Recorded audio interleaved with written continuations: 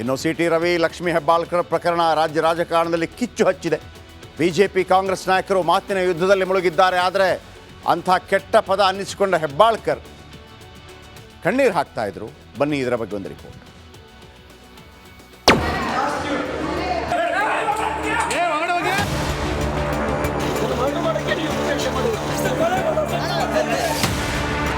ವೇದಿಕೆಯಲ್ಲಿ ಅವ್ರು ಮಾತನಾಡಬೇಕಾದ್ರೆ ಎಲ್ಲರೂ ಧೃತರಾಷ್ಟ್ರ. ಅಶ್ಲೀಲ ಪದದಿಂದ ಸಿಟಿ ರವಿ ನಿಂದನೆ, ಕಣ್ಣೀರಿಟ್ಟು ಲಕ್ಷ್ಮೀ ಹೆಬ್ಬಾಳ್ಕರ್ ಖಂಡನೆ. ತೇಜೋವಧೆ ಮಾಡಿದ್ರು, ಇದಕ್ಕೆಲ್ಲ ಹೆದರೋದಿಲ್ಲ ನಾನು. ಬಿಜೆಪಿ ಎಂಎಲ್ಸಿ ಸಿಟಿ ರವಿ ಹೇಳಿದ್ದಾರೆ ಎನ್ನಲಾಗಿರುವ ಆಕ್ಷೇಪಾರ್ಹ ಹೇಳಿಕೆ ರಾಜ್ಯದಾದ್ಯಂತ ಸದ್ದು ಮಾಡ್ತಾ ಇದೆ. ಮಿಡ್ ನೈಟ್ ಖಾಕಿ ಹೈ ಡ್ರಾಮಾದ ಬಳಿಕ ಸಚಿವೆ ಲಕ್ಷ್ಮೀ ಹೆಬ್ಬಾಳ್ಕರ್ ಇವತ್ತು ಮಾಧ್ಯಮಗಳ ಮುಂದೆ ಪ್ರತ್ಯಕ್ಷರಾದ್ರು. ಕಣ್ಣೀರಿಟ್ಟು ಅಳಲು ತೋಡಿಕೊಂಡ್ರು. ಡ್ರಗ್ಸ್ ಅಡಿಕ್ಟ್ ಅಂದಿದ್ದಕ್ಕೆ ಕೊಲೆಗಾರ ಅಂದೆ. ನಮ್ಮ ನಾಯಕರಾದಂಥ ರಾಹುಲ್ ಗಾಂಧಿ ಅವರಿಗೆ ಡ್ರಗ್ ಅಡಿಕ್ಟು ಅಂತ ಹೇಳಿ 3-4 ಬಾರಿ ಅಂದರು. ನಾನು ಮತ್ತೇನು ಸುಮ್ಮನೆ ಕೂತ್ಕೊಂಡೆ ತಾಳ್ಮೆಯಿಂದ. ಮತ್ತೆ ನನ್ನನ್ನು ನೋಡಿಕೊಂಡು ಡ್ರಗ್ ಅಡಿಕ್ಟ್ ರಾಹುಲ್ ಗಾಂಧಿ ಅಂತಂದರು. ಡ್ರಗ್ ಅಡಿಕ್ಟ್ ರಾಹುಲ್ ಗಾಂಧಿ ಯಾಕೆ ಅಂತೀರಾ? ಹಾಗಾದರೆ ತಾವು ಕೂಡ ಆಕ್ಸಿಡೆಂಟ್ ಮಾಡಿದಿರಲ್ಲ, ಹಾಗಾದರೆ ತಾವು ಕೂಡ ಕೊಲೆಗಾರರಾಗ್ತಿರಲ್ಲ ಅಂತ ಅಂದೆ. ಒಮ್ಮೆ ಅಲ್ಲ 10 ಬಾರಿ ಹೇಳಿ ತೇಜೋವಧೆ. ರಾಜ್ಯದ ಎಲ್ಲ ಮಹಿಳೆಯರನ್ನ ಪ್ರತಿನಿಧಿಸ್ತಾ ಇದ್ದೀನಿ. ಇಂಥ ಸಂದರ್ಭದಲ್ಲಿ ನನಗೆ ಆ ಮಾತನ್ನು ಒಮ್ಮೆ ಎಲ್ಲ 10 ಬಾರಿ ಹೇಳಿ ನನ್ನನ್ನು ತೇಜೋವಧೆ ಮಾಡಿದರು. ಇದಕ್ಕೆಲ್ಲ ಹೆದರೋದಿಲ್ಲ ನಾನು. ಆದರೆ ನಾನು ಕೂಡ ಒಬ್ಬ ತಾಯಿ ಇರುವಂಥ ನಮ್ಮವ್ರಿಗೇ ಅದು ಸದನದಲ್ಲಿ ಈ ರೀತಿ ಮಾತಾಡಿದ್ರೆ ಬಹಳ ಹರ್ಟ್ ಆಗುತ್ತೆ. ಎಲ್ಲರೂ ಧೃತರಾಷ್ಟ್ರರಾಗಿ ಕುಳಿತಿದ್ರು. ವಿಧಾನ ಪರಿಷತ್ತು ಅಂತಂದರೆ ಹಿರಿಯರ ಚಾವಡಿ, ಬುದ್ಧಿವಂತರ ವೇದಿಕೆ. ಆ ವೇದಿಕೆಯಲ್ಲಿ ಅವ್ರು ಮಾತನಾಡಬೇಕಾದ್ರೆ ಎಲ್ಲರೂ ಧೃತರಾಷ್ಟ್ರ ಆದರು. ನನಗೆ ಅದು ಭಾಳ ಕೆಟ್ಟ ಅನಿಸ್ತು. ಕೇಳಿದವರು ಬಂದು ನನಗೆ ಪಕ್ಕಕ್ಕೆ ಬಂದು ಹೇಳ್ತಾರೆ, ಸಾರಿ ಅಂತ ಹೇಳ್ತಾರೆ. ಆದರೆ ಯಾರೂ ಕೂಡ ಅದನ್ನು ಖಂಡಿಸ್ಲಿಲ್ಲ.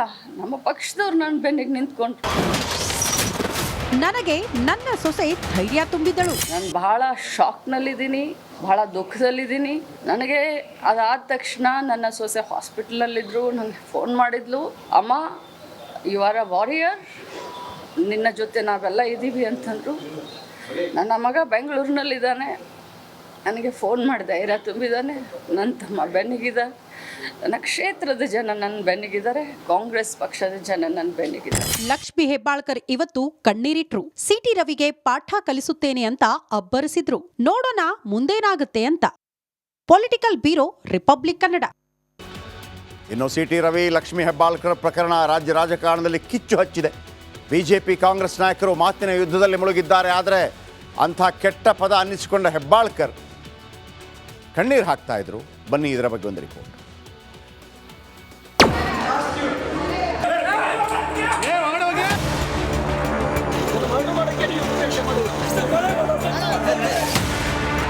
ವೇದಿಕೆಯಲ್ಲಿ ಅವ್ರು ಮಾತನಾಡಬೇಕಾದ್ರೆ ಎಲ್ಲರೂ ಧೃತರಾಷ್ಟ್ರ. ಅಶ್ಲೀಲ ಪದದಿಂದ ಸಿಟಿ ರವಿ ನಿಂದನೆ, ಕಣ್ಣೀರಿಟ್ಟು ಲಕ್ಷ್ಮೀ ಹೆಬ್ಬಾಳ್ಕರ್ ಖಂಡನೆ. ತೇಜೋವಧೆ ಮಾಡಿದ್ರು, ಇದಕ್ಕೆಲ್ಲ ಹೆದರೋದಿಲ್ಲ ನಾನು.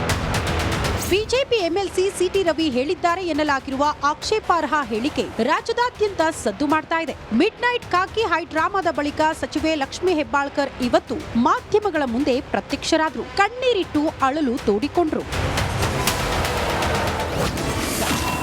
ಡ್ರಗ್ಸ್ ಅಡಿಕ್ಟ್ ಅಂದಿದ್ದಕ್ಕೆ ಕೊಲೆಗಾರ ಅಂದೆ. ನಮ್ಮ ನಾಯಕರಾದಂಥ ರಾಹುಲ್ ಗಾಂಧಿ ಅವರಿಗೆ ಡ್ರಗ್ ಅಡಿಕ್ಟು ಅಂತ ಹೇಳಿ 3-4 ಬಾರಿ ಅಂದರು. ನಾನು ಮತ್ತೇನು ಸುಮ್ಮನೆ ಕೂತ್ಕೊಂಡೆ ತಾಳ್ಮೆಯಿಂದ.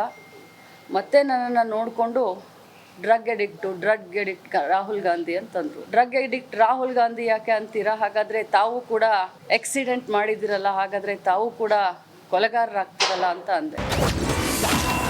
ಒಮ್ಮೆ ಅಲ್ಲ 10 ಬಾರಿ ಹೇಳಿ ತೇಜೋವಧೆ. ರಾಜ್ಯದ ಎಲ್ಲ ಮಹಿಳೆಯರನ್ನ ಪ್ರತಿನಿಧಿಸ್ತಾ ಇದ್ದೀನಿ.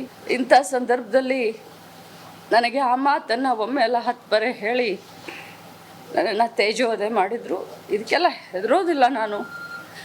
ಆದರೆ ನಾನು ಕೂಡ ಒಬ್ಬ ತಾಯಿ ಇರುವಂಥ ನಮ್ಮವ್ರಿಗೇ ಅದು ಸದನದಲ್ಲಿ ಈ ರೀತಿ ಮಾತಾಡಿದ್ರೆ ಬಹಳ ಹರ್ಟ್ ಆಗುತ್ತೆ. ಎಲ್ಲರೂ ಧೃತರಾಷ್ಟ್ರರಾಗಿ ಕುಳಿತಿದ್ರು. ವಿಧಾನ ಪರಿಷತ್ತು ಅಂತಂದರೆ ಹಿರಿಯರ ಚಾವಡಿ, ಬುದ್ಧಿವಂತರ ವೇದಿಕೆ. ಆ ವೇದಿಕೆಯಲ್ಲಿ ಅವ್ರು ಮಾತನಾಡಬೇಕಾದ್ರೆ ಎಲ್ಲರೂ ಧೃತರಾಷ್ಟ್ರ ಆದರು. ನನಗೆ ಅದು ಭಾಳ ಕೆಟ್ಟ ಅನಿಸ್ತು. ಕೇಳಿದವರು ಬಂದು ನನಗೆ ಪಕ್ಕಕ್ಕೆ ಬಂದು ಹೇಳ್ತಾರೆ, ಸಾರಿ ಅಂತ ಹೇಳ್ತಾರೆ. ಆದರೆ ಯಾರೂ ಕೂಡ ಅದನ್ನು ಖಂಡಿಸ್ಲಿಲ್ಲ. ನಮ್ಮ ಪಕ್ಷದವ್ರು ನನ್ನ ಬೆನ್ನಿಗೆ ನಿಂತ್ಕೊಂಡ್ರು. ನನಗೆ ನನ್ನ ಸೊಸೆ ಧೈರ್ಯ ತುಂಬಿದಳು. ನಾನು ಬಹಳ ಶಾಕ್ನಲ್ಲಿದ್ದೀನಿ, ಬಹಳ ದುಃಖದಲ್ಲಿದ್ದೀನಿ. ನನಗೆ ಅದಾದ ತಕ್ಷಣ ನನ್ನ ಸೊಸೆ ಹಾಸ್ಪಿಟಲಲ್ಲಿದ್ದರು. ನನಗೆ ಫೋನ್ ಮಾಡಿದ್ಲು, ಅಮ್ಮ ಯು ಆರ್ ಅ ವಾರಿಯರ್, ನಿನ್ನ ಜೊತೆ ನಾವೆಲ್ಲ ಇದ್ದೀವಿ ಅಂತಂದರು. ನನ್ನ ಮಗ ಬೆಂಗಳೂರಿನಲ್ಲಿದ್ದಾನೆ, ನನಗೆ ಫೋನ್ ಮಾಡಿ ಧೈರ್ಯ ತುಂಬಿದ್ದಾನೆ. ನನ್ನ ತಮ್ಮ ಬೆನ್ನಿಗಿದ, ನನ್ನ ಕ್ಷೇತ್ರದ ಜನ ನನ್ನ ಬೆನ್ನಿಗಿದ್ದಾರೆ, ಕಾಂಗ್ರೆಸ್ ಪಕ್ಷದ ಜನ ನನ್ನ ಬೆನ್ನಿಗಿದ್ದಾರೆ. ಲಕ್ಷ್ಮಿ ಹೆಬ್ಬಾಳ್ಕರ್ ಇವತ್ತು ಕಣ್ಣೀರಿಟ್ರು. ಸಿಟಿ ರವಿಗೆ ಪಾಠ ಕಲಿಸುತ್ತೇನೆ ಅಂತ ಅಬ್ಬರಿಸಿದ್ರು. ನೋಡೋಣ ಮುಂದೇನಾಗುತ್ತೆ ಅಂತ.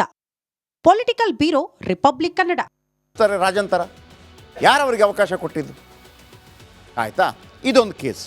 ಹಾಗಂತ ತಪ್ಪು ಯಾವುದೇ ಹೆಣ್ಣುಮಗಳನ್ನು ಹೇಳೋ ತಪ್ಪೇ ಅಂತ ಪ್ರೂವ್ ಆದರೆ ಬಿಡಲೂಬಾರ್ದು. ಆದರೆ ನಡೆಸ್ಕೊಳ್ಳೋಂಥ ಒಂದು ರೀತಿ ಇದೆ.